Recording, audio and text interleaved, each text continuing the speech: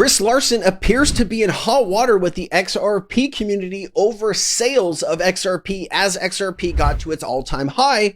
What is happening here? I want to give you both sides of the community that's part of it that is upset, part of it that doesn't think this is a big deal. I also want to give you the actual data on how much money Chris Larson has actually cashed out from XRP, as well as give you information on Brad Garlinghouse, Arthur Brito, David Schwartz, and the rest of the Ripple team. We're going to take a look at some information towards the end of the video on all of that. I'm going to give you all the context, and I'm going to give you my opinion after I give you all the facts. So here you go.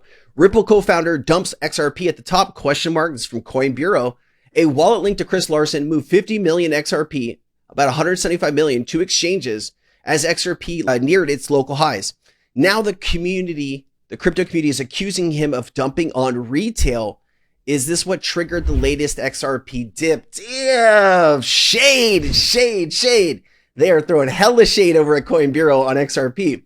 Here is a community member, Hunt029. They're saying, can somebody explain this to me? Wait, first, can somebody stop him? I'm talking about Chris Larson, the Ripple co-founder and chairman. He's actively dumping XRP. Since July 17, 2025, wallets linked to him have offloaded 50 million XRP, about $175 million worth. 140 million was sent to exchanges and 35 million was moved to fresh wallets, likely for future sales.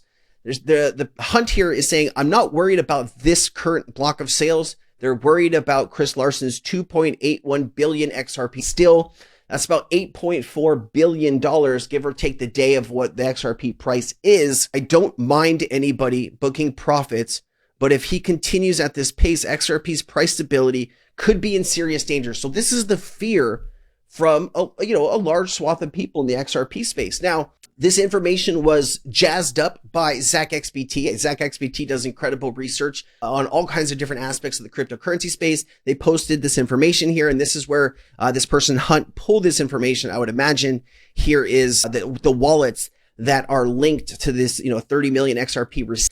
Now, there is some other views here of what's happening. This account called Larsen actually posts a lot of XRP content. I gave them a follow, actually. They were following me, so I gave them a follow. I appreciate this post.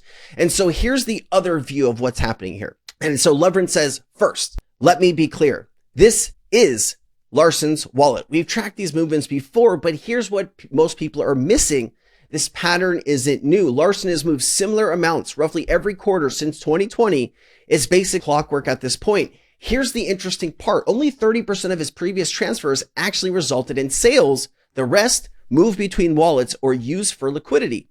Look at the timing. We're approaching end of quarter. The movements typically align with standard business operations, not dumps. And get this, XRP's price has historically shown resilience in these 30-day transfers, sometimes even pumping. My take, this is likely standard portfolio management, not a bearish signal. The transparency actually shows good faith.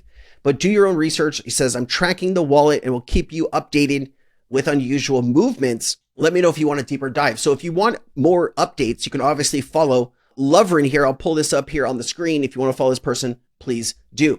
Now, how much are we talking about here? Before I show this to you, if you are driving, just maybe, if this might upset you, just pull over to the side of the road and put that baby in park, and we'll go through this information together. If you're just hanging out on your couch, you're going to be okay. All right. I was a little surprised when I went through this. Let's go through it. So let's look at Chris Larson first. Larson's total sales. So over $450 million between 2017 and 2020. So my man, when XRP was, doing okay, but obviously adoption wasn't even close to where it is today. My man took $450 million off the table with additional major sales in 2025. Significant 2025 sales. Since January 2025 alone, Larsen has offloaded approximately 344 million worth of XRP, including large multiple transactions. This is the information that we just went over, just the recent transactions. Public filings and SEC data suggest that his total XRP sales have been individual or likely well over 800 million. I do know Chris Larson's wife has XRP, and I do want to say that they have gifted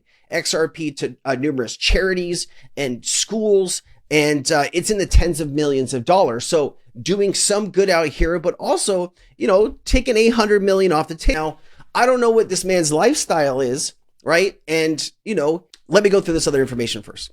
Brad Garlinghouse, let's take a look at him. He's actually, after I went through this information, I think I respect Brad a little bit more to looking at this stuff. So check this out. Estimated total sales, approximately 164 million from 2017 to 2020, almost all routed through foreign exchanges. So Brad was dipping his toes in the good old cookie jar here.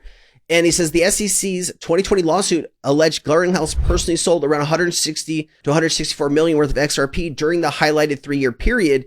And during 21 to 25, there's no evidence of public records of additional major personal sales of XRP after 2020. So Brad Garlinghouse, Ripple was sued. So was Brad, right? And Chris. And so Brad was like, hey, I am not going to sell during this time period because of what's happening with the case. And, I think he just didn't want to get on the, bad side of the community. I think there is an ability here where you can kind of oversell.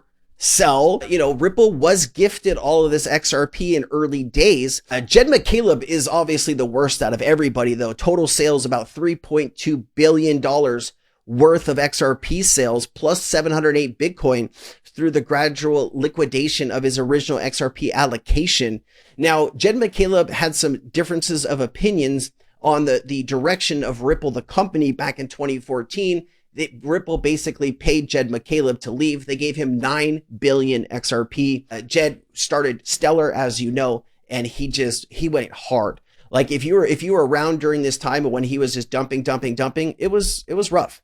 And then David Schwartz, he sold minimal. There's been one point reportedly held up to 26 million XRP, but I haven't found any information of David Schwartz actually selling XRP. The same thing with Arthur Brito. Now, when it comes to Ripple, the company, obviously, their main job has been to get XRP into circulation. And so here it is. Ripple Labs received 80 billion XRP at the launch of 2012. Ripple has put over 56.93 billion XRP into circulation through its sales.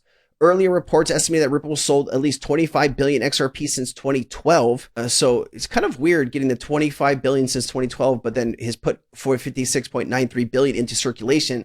Now, maybe they were giving this to exchanges to sell, and there were some, back dealings and things like that. We don't know every bit of detail. There's also 38.9 billion XRP remained in escrow, and that escrow is scheduled to release over the next 42 months. Now, where do I land on all this? Do I think, Chris Larsen, Brad, David Schwartz, all these people are responsible for, Ripple and the XRP ledgers? I know they say in the court cases, we're not responsible, but like, would anybody still be here buying XRP if Ripple, the company, wasn't here? That's hard for me. Obviously, up to a certain date, like we started to get the EVM sidechain. We're starting to get these new projects and new excitement in the community. And that's incredible. But where would we have gotten to this point without Ripple? We probably wouldn't have. And so, is Chris Larsen, does he have a little bit of a, heavy finger on the sell button? Yes. But like, what am I to judge this person?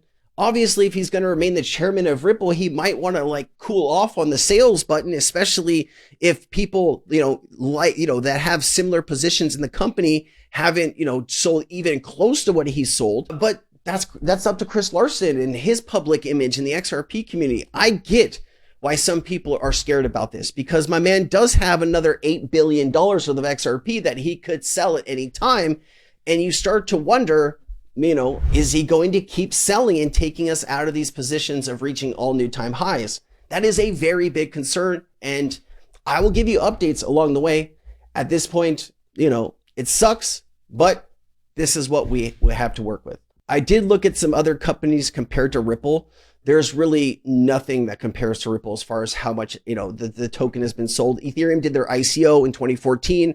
They sold a ton of Ethereum to build that ICO, to build the product. Solana early backers raised 314 million in 2021 and large private token sales and VCs to investors. Tezos, ICOs and EOS and Tezos raised hundreds of millions of dollars. Both had large stakeholder reserves and foundations. And then Binance allocated 40% of their tokens to early founders and angel investors. So I don't think anything really does compete with Ripple as far as how much they've been able to, put into the market. You take that information which way you want to take it. Let me know what your thoughts are on this Chris Larsen thing. Is this going to stop you from owning XRP or continuing to support the XRP community? I think that's very important to understand where you are. If you don't mind sharing your personal views or story on this below, I will go through it one by one. And if I get some good responses there, I can make a follow-up video and really kind of take the point of view from you, the audience, and how you're feeling about this. All I can do is look on X right now and pull this information, which I have. Make sure that you're following, Hunt and this person as well, XZAC, XVT, and Loverant. They do, they're putting out some good content. Appreciate you. I hope you're doing well. Nothing in this video should be taken as financial advice. This is for entertainment purposes only. I am not a financial advisor. Please seek financial advice if you need it. Let's get back to the video.